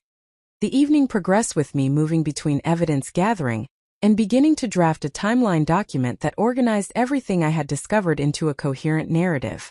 The process of documentation was oddly therapeutic, transforming overwhelming complexity into structured information that could be analyzed and acted upon. By the time I finally closed my laptop near midnight, I had created a comprehensive record of Derek's business misrepresentations, financial irregularities, intellectual property theft, and probable infidelity. The evidence was substantial. The question was what I intended to do with it, and whether I possessed the courage to pursue the implications to their necessary conclusions. Jennifer Hartley had provided legal strategies for addressing the patent theft. Professor Kim had offered reconnection to professional communities I had abandoned. The database of intellectual property theft had demonstrated that I was not alone in experiencing what Derek had perpetrated. But gathering resources and building evidence were preparatory steps that eventually required decisions about action. At some point, Derek would return from his extended international trip. He would expect to resume the patterns that had defined our marriage for 8 years, the dynamic where he managed reality and I accepted his management without resistance. The confrontation between his expectations and my changed understanding felt inevitable and approaching. I stood at the penthouse window looking out at Denver's nighttime landscape, The same view I had looked at thousands of times during 8 years of marriage. But I was seeing it differently now, not as the limit of my world but as one location within a larger landscape I was beginning to remember I had the right to navigate independently. The woman Derek had tried to create, diminished and dependent and grateful for his management, was dissolving. The woman I had been before him was emerging from 8 years of burial. And the woman I might become if I found the courage to pursue liberation was still unknown but increasingly imaginable. The question was whether imagination could translate into action when Derek returned and the moment of reckoning finally arrived. The community center on Larimer Street occupied a converted warehouse that retained its industrial character through exposed brick walls and visible ductwork, while accommodating modern technology needs through updated electrical systems and high-speed internet infrastructure. I arrived 20 minutes early for the Women in Tech meetup, partly from habitual punctuality that Derek had insisted upon for his own events and partly from nervousness that made remaining in the penthouse feel impossible once I had committed to attending. The main gathering space was already populated with women arranging chairs, testing presentation equipment, and setting out refreshments with the practiced efficiency of people who had organized similar events many times before. They ranged in age from early 20s to late 60s, representing various stages of technical careers and diverse backgrounds that reflected Denver's evolving technology community. Their conversations carried the particular energy of people discussing work they found genuinely engaging, debating technical approaches and sharing experiences with the assumed fluency of a shared professional language. I stood near the entrance feeling simultaneously drawn to and intimidated by this environment. 8 years had passed since I had participated naturally in technical communities, and Derek's constant diminishment of my capabilities had created uncertainty about whether I could still engage meaningfully with people whose skills remained current, while mine had stagnated. The fear of exposure as inadequate or outdated made me consider leaving before anyone noticed my arrival. Professor Kim appeared beside me before I could retreat, her presence somehow both commanding attention and putting me at ease. She wore casual professional clothing that suggested this evening represented a natural extension of her academic work, rather than a separate social obligation requiring different presentation. "Maya," she said warmly, touching my arm in greeting. "I'm glad you came. I know this probably feels overwhelming, but I promise everyone here remembers what it felt like to be uncertain about their place in technical communities. That shared experience creates more welcoming spaces than you might expect." She guided me further into the room toward a group of 3 women who were discussing database optimization strategies, with the intense focus of people solving problems they cared about. Professor Kim made introductions that emphasized my background in neural network optimization rather than my current status as someone who had been absent from the field for nearly a decade. "This is Maya Patel," Professor Kim said. "She developed the Morrison algorithm that many of you probably use for training efficiency. Maya, this is Keisha Washington, who runs infrastructure at a medical imaging startup. Linda Zhao, who does machine learning architecture for an autonomous vehicle company. And Samantha Torres, who leads the AI research team at a financial services firm." The 3 women turned their attention to me with expressions that shifted from polite interest to genuine recognition as they processed Professor Kim's introduction. Keisha spoke first, her voice carrying both surprise and enthusiasm. "You created the Morrison algorithm? We use that constantly in our training pipelines.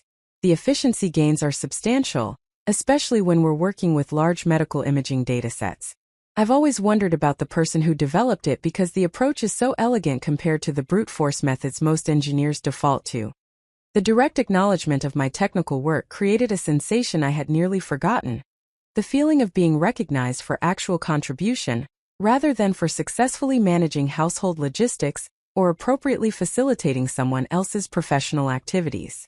I felt my throat tighten with unexpected emotion at hearing my innovation described as elegant by someone actively working in the field. "Thank you," I managed. "I developed it about 6 years ago when I was working on neural network implementations at a startup.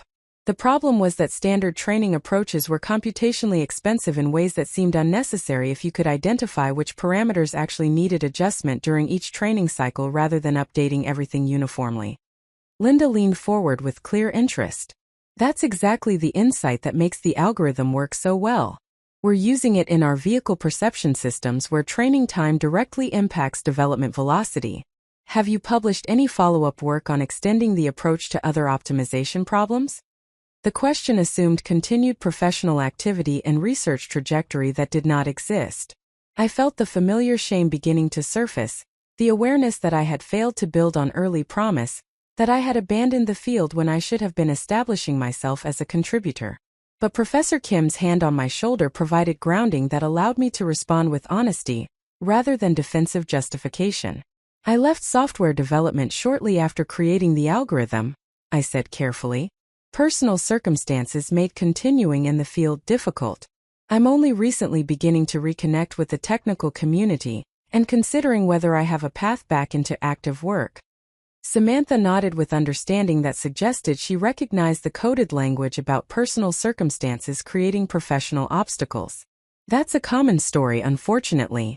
Women leave tech at higher rates than men, usually because of systemic issues rather than lack of capability or interest. The question is always whether the field is willing to welcome people back and recognize that time away doesn't erase fundamental skills or potential contributions. The conversation was interrupted by Professor Kim calling the group to order for the evening's formal programming. The format included brief presentations from 3 women at different career stages discussing current projects, followed by small group discussions about specific technical challenges and broader industry issues. I took a seat near the back of the arranged chairs, still uncertain about my place in this gathering but increasingly glad I had not allowed fear to prevent attendance. The first presentation came from a recent computer science graduate, who described her work developing accessibility features for a popular productivity application. She spoke with the nervous energy of someone early in her career, eager to contribute but still learning to communicate technical concepts to diverse audiences. Watching her navigate the presentation reminded me of my own early conference talks, the mixture of excitement about the work and anxiety about whether the audience would find it valuable or impressive. The second presenter was a mid-career engineer, who had transitioned from traditional software development to blockchain architecture. She discussed technical challenges of distributed consensus mechanisms, with the confidence of someone who had spent sufficient time in the field to know her expertise was legitimate and valuable. Her presentation style was polished but accessible, translating complex concepts into explanations that worked for varied technical backgrounds without being condescending to those with less specialized knowledge. The third presenter was a senior technical leader, who had spent 30 years in various technology roles before founding her own consultancy focused on helping companies build inclusive engineering cultures.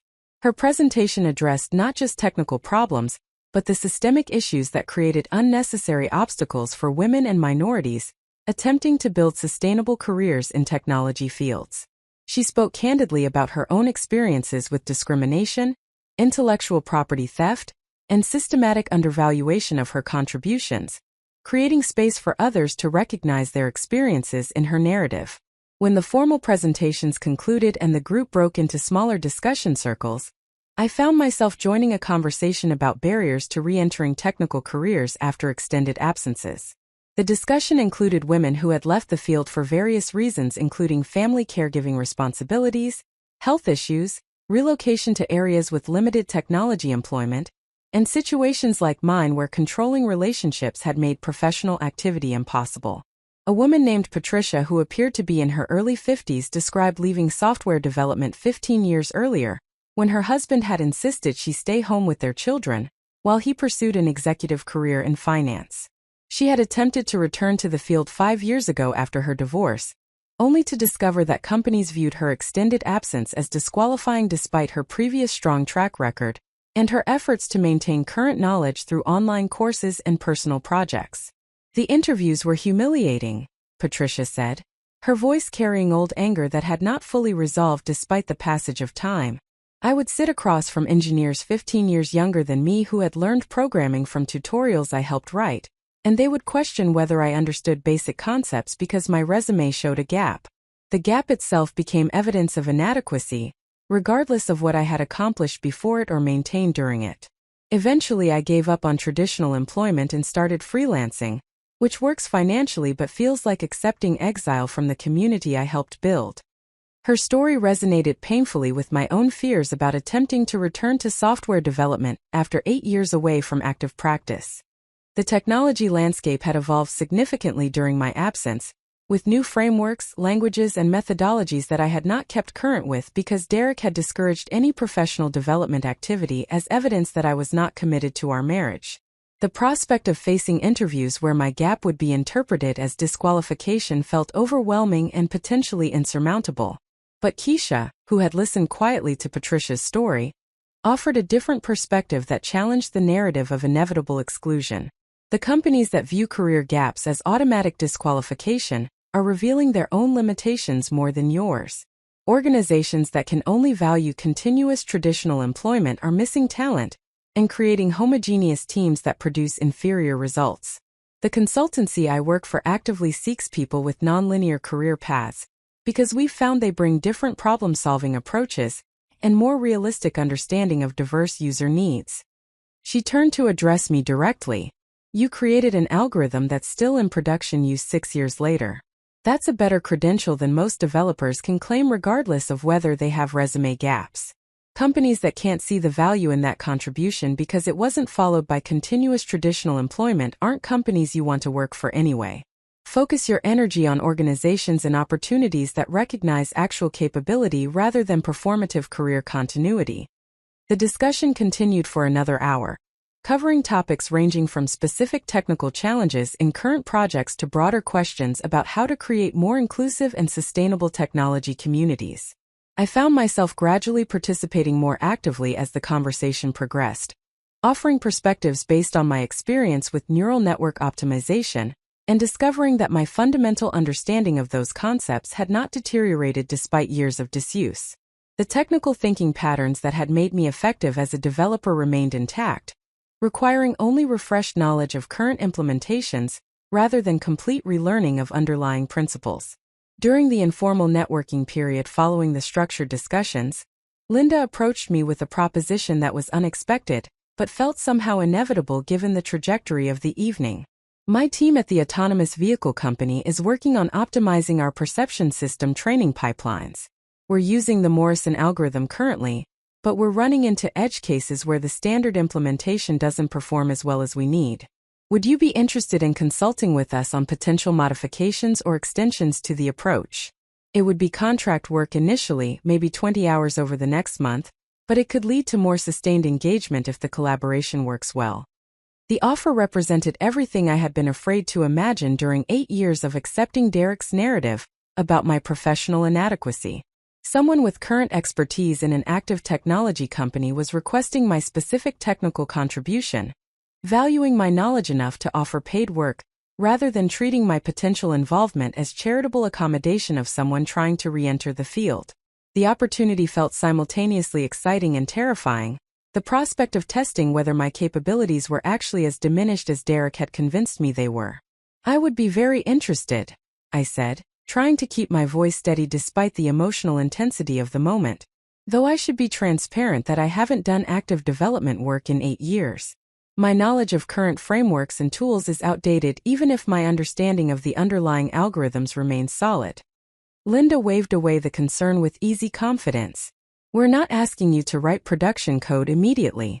We're asking you to consult on algorithm design and optimization strategy, which requires understanding of fundamental principles rather than familiarity with specific current tooling. If the collaboration extends to implementation work, we can provide resources for getting current with our specific technology stack. The hard part is the algorithm innovation, which is what you're demonstrably good at. She pulled out a business card and wrote an email address on the back.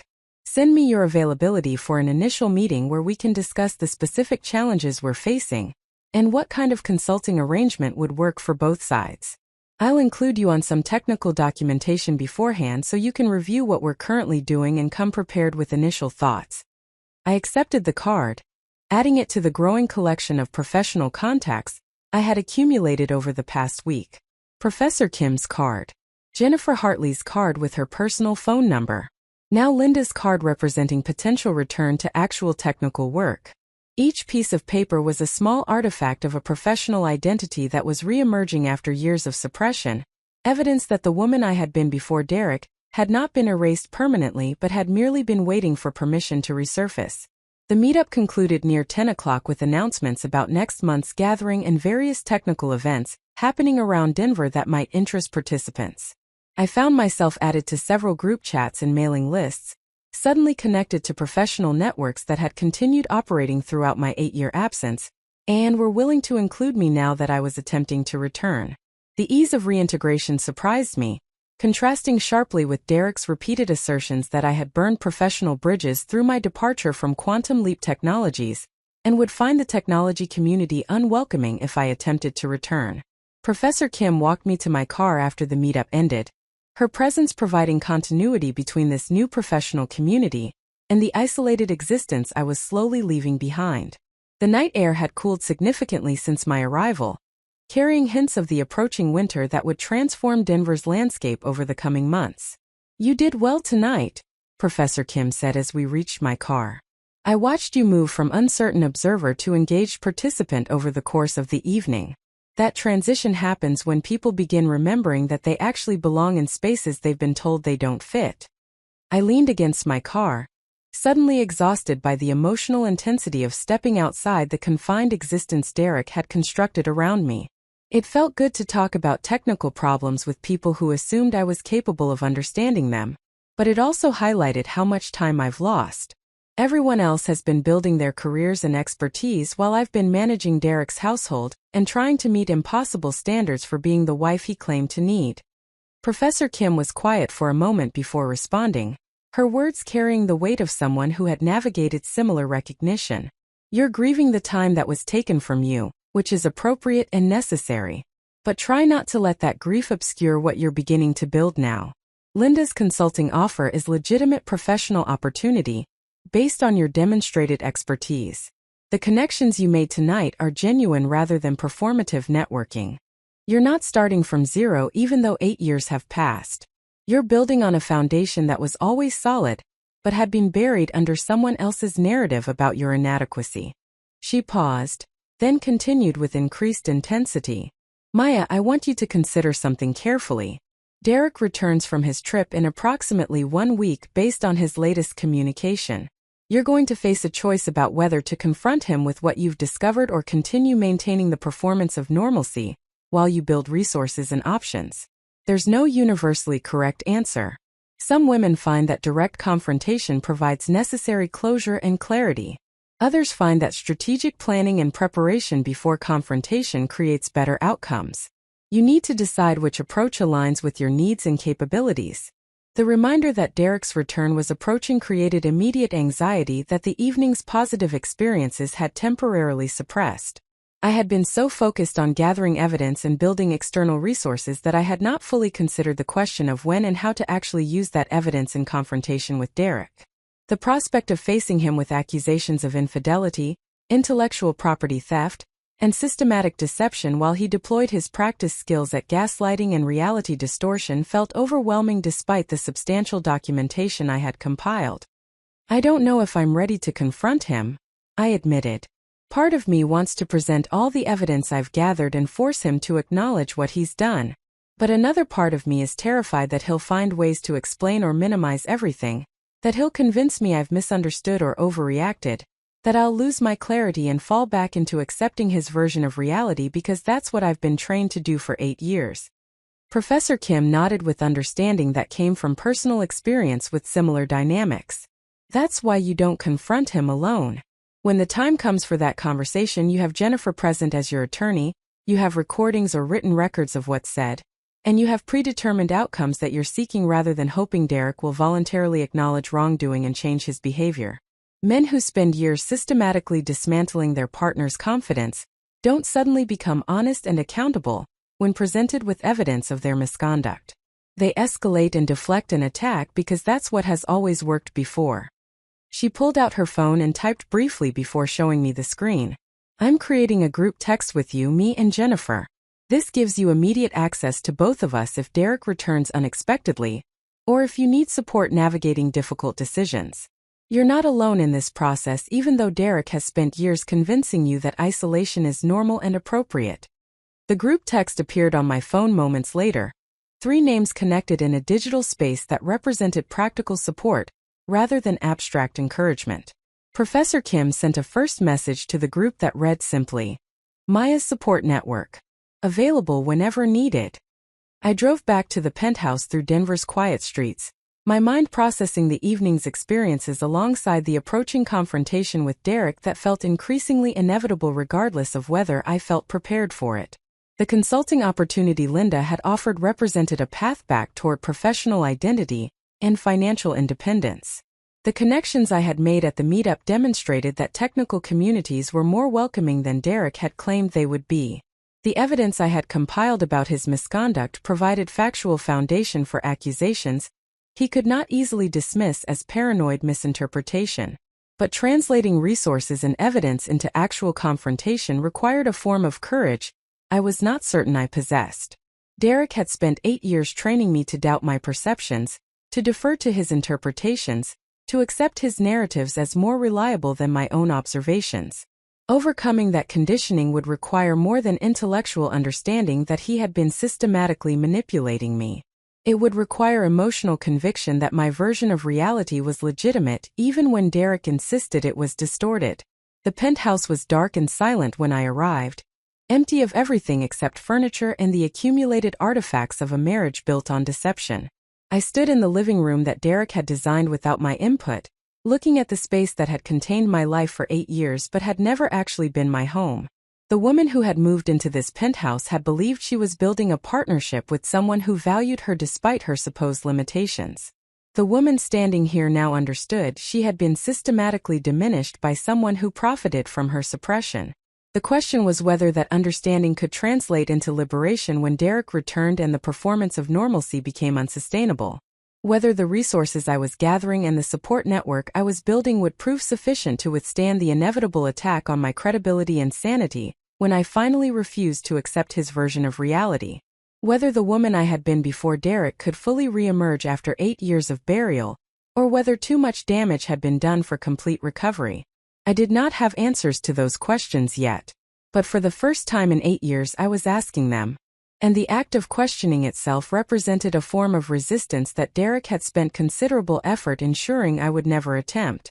The email from Linda Zhao arrived at 7:30 the following morning, earlier than I had expected for professional correspondence, but reflecting the startup culture where boundaries between personal and work time remained deliberately fluid to accommodate the urgency that venture-funded companies cultivated around their missions. The message contained technical documentation describing the autonomous vehicle company's current perception system training pipeline, specific performance bottlenecks they had identified, and preliminary thoughts about where modifications to the Morrison algorithm might yield improvements. I read through the documentation while drinking coffee in the penthouse kitchen, experiencing a sensation I had nearly forgotten during 8 years of domestic isolation. The technical material engaged my attention completely, pulling me into problem-solving mode where hours could pass without awareness as I analyzed systems and considered optimization approaches. Derek had characterized this capacity for deep focus as antisocial behavior that demonstrated my inability to maintain appropriate awareness of relationship needs and household responsibilities. Reading his criticism now through the lens of recovered understanding, I recognized it as another control mechanism designed to prevent me from accessing the mental states where I functioned most effectively and felt most authentically myself. The perception system Linda's team had built was sophisticated and well-architected, reflecting the kind of engineering maturity that came from experienced developers working with adequate resources and clear technical vision. They were processing visual data from multiple cameras mounted on autonomous vehicles, using neural networks to identify objects, predict movements, and make navigation decisions in real time. The computational demands were substantial because autonomous driving required both accuracy and speed, creating optimization challenges that push standard machine learning approaches to their performance limits. The bottleneck Linda had identified occurred during the training phase when they were teaching their neural networks to recognize new object categories or adapt to different environmental conditions. The standard Morrison algorithm implementation worked well for their base training needs, but showed decreased efficiency when they attempted transfer learning or fine-tuning of previously trained models. The performance degradation suggested that my original algorithm made assumptions about training scenarios that did not hold completely when applied to specialized autonomous vehicle perception problems. I spent 3 hours analyzing the technical documentation and making notes about potential modifications that might address the identified bottlenecks. The process required accessing knowledge and analytical frameworks I had not used actively for 8 years, testing whether those capabilities remained intact or had atrophied beyond recovery. To my surprise and relief, the fundamental problem-solving approaches that had made me effective as a developer emerged naturally once I engaged with actual technical challenges, rather than abstract concerns about whether I remained competent. By mid-morning, I had drafted a detailed response to Linda's email outlining 3 possible approaches to extending the Morrison algorithm for their specific use case. Each approach involved different trade-offs between computational complexity, accuracy preservation, and implementation difficulty. I explained the technical reasoning behind each option and suggested that an initial consulting meeting could help determine which direction aligned best with their team's priorities and constraints. The act of writing technical analysis for an actual professional audience, rather than simply reading documentation in isolation, created a psychological shift that felt significant despite its apparent simplicity. I was no longer merely studying to maintain competence during Derek's enforced isolation, but rather contributing expertise to solve real problems that mattered to people building meaningful technology. The difference between private study and public contribution changed how I experienced my own capabilities, transforming them from theoretical knowledge into practical value. Linda's response arrived within an hour, unusually fast turnaround that suggested she had been monitoring her email specifically for my reply. She expressed enthusiasm about the approaches I had outlined, and proposed a meeting the following afternoon at her company's offices in the River North District. She also mentioned that their technical lead and 2 senior engineers would attend the meeting, indicating that they were taking the potential consultation seriously rather than treating it as preliminary exploration that might lead nowhere. The prospect of presenting technical analysis to a team of currently practicing engineers triggered immediate anxiety about exposure as inadequate or outdated. I had provided written analysis that Linda could evaluate privately, but verbal presentation would require real-time thinking and response to questions I could not anticipate.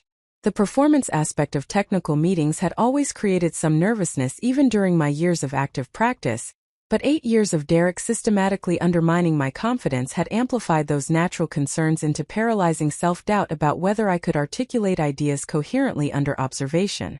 I messaged Professor Kim in the group text she had established, describing the consulting opportunity and my anxiety about the upcoming meeting.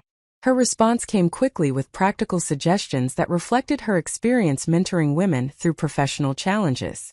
She recommended that I prepare more thoroughly than felt necessary, creating detailed notes and visual aids that would provide structure if my nervousness interfered with spontaneous articulation.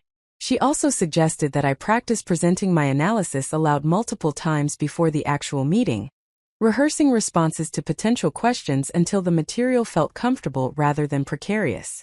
The advice was pragmatic rather than simply reassuring, acknowledging my anxiety as legitimate while providing concrete strategies for managing it productively.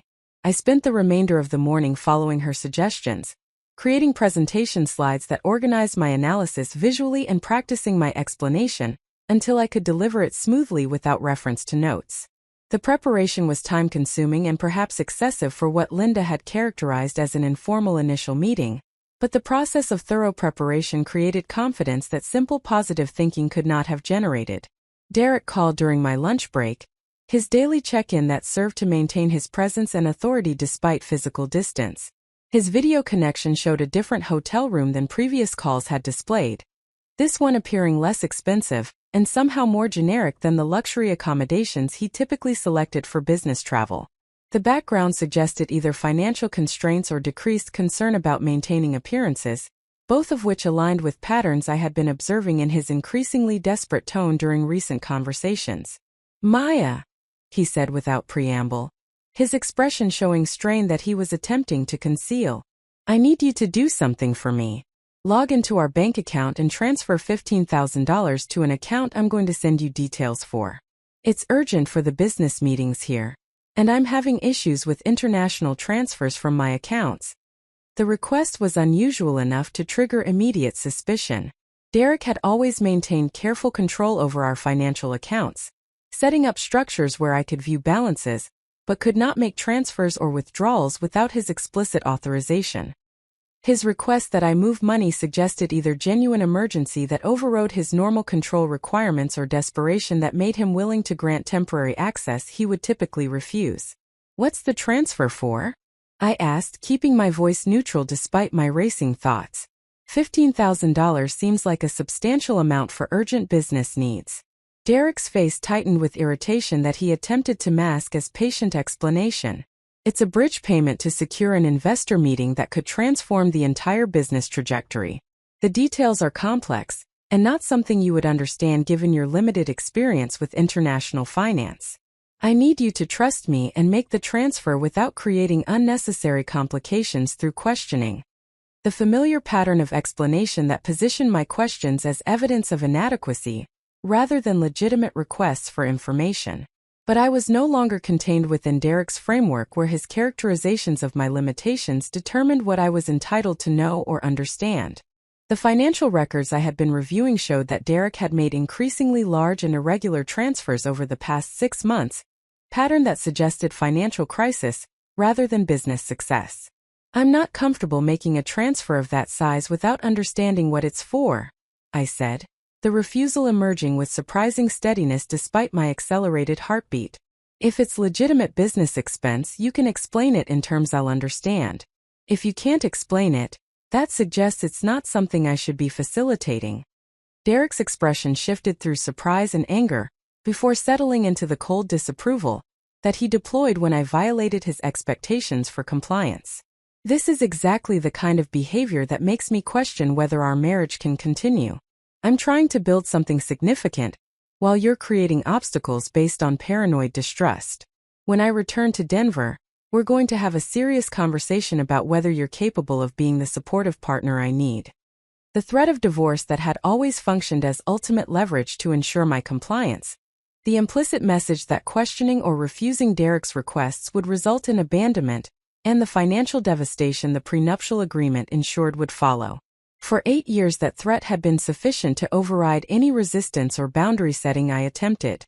But now, with Jennifer Hartley's legal analysis of the prenuptial agreement's vulnerabilities, and my growing awareness of Derek's actual financial situation, the threat carried less power than Derek assumed it retained.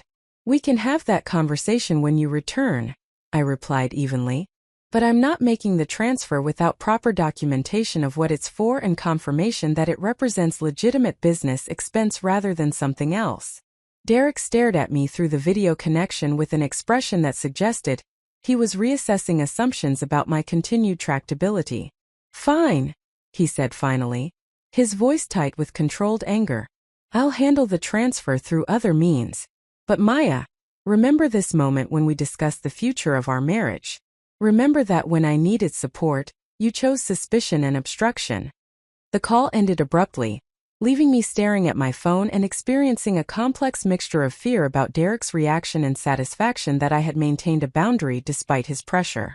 The interaction felt like a test of whether the internal changes I had been cultivating over the past week would hold when actually challenged by Derek's practiced manipulation techniques.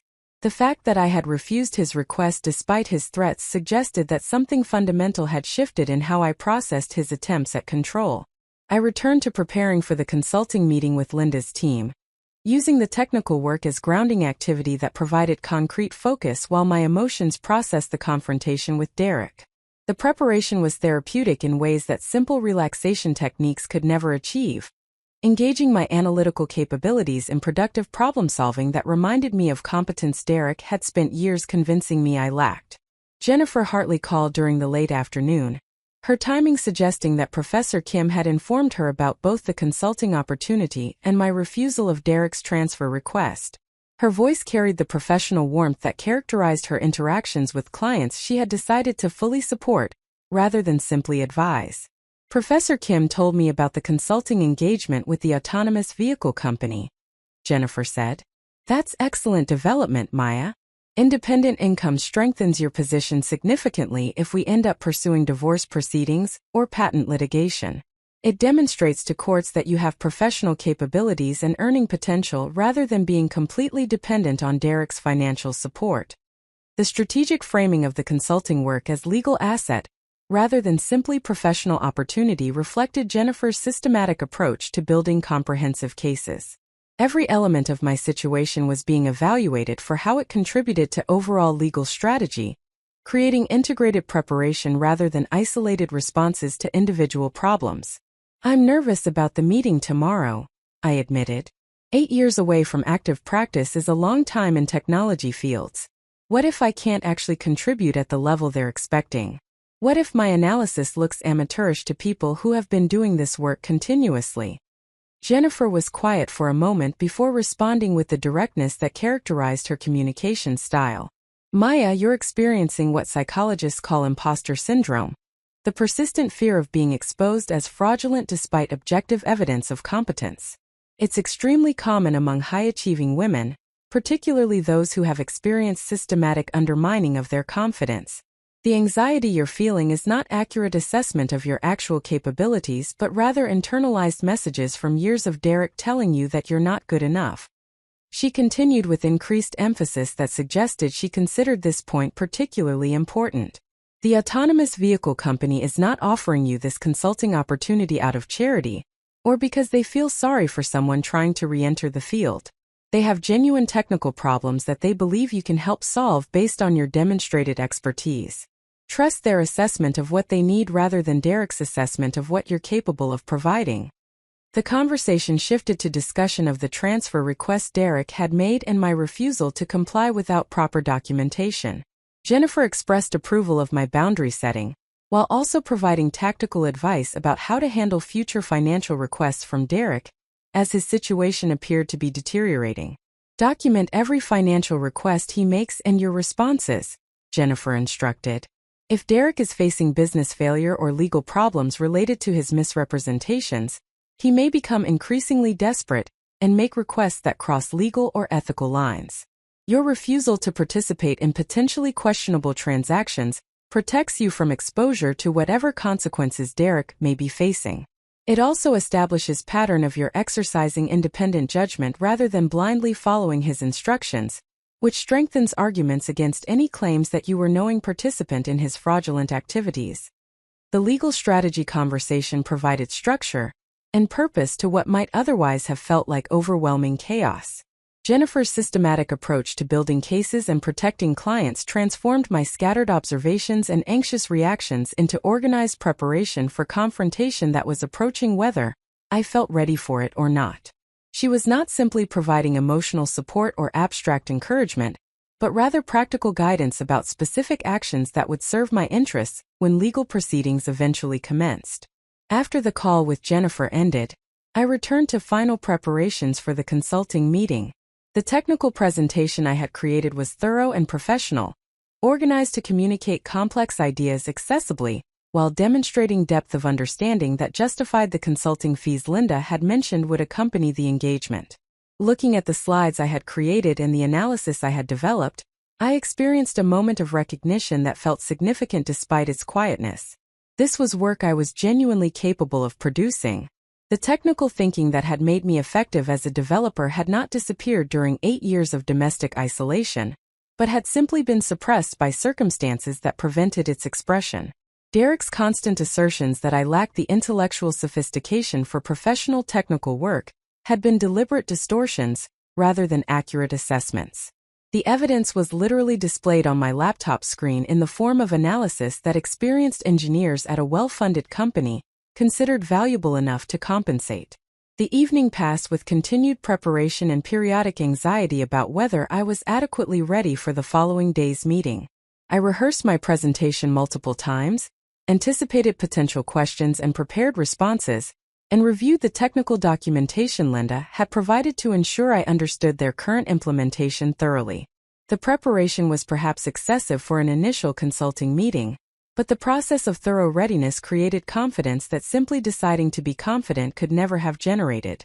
Derek sent several text messages throughout the evening, alternating between attempts at charm and barely concealed threats about my refusal to make the transfer he had requested. The messages followed predictable patterns that I had learned to recognize over 8 years of marriage. Initial requests framed as opportunities to demonstrate loyalty and support. escalation to criticism of my failure to trust him and support his professional endeavors.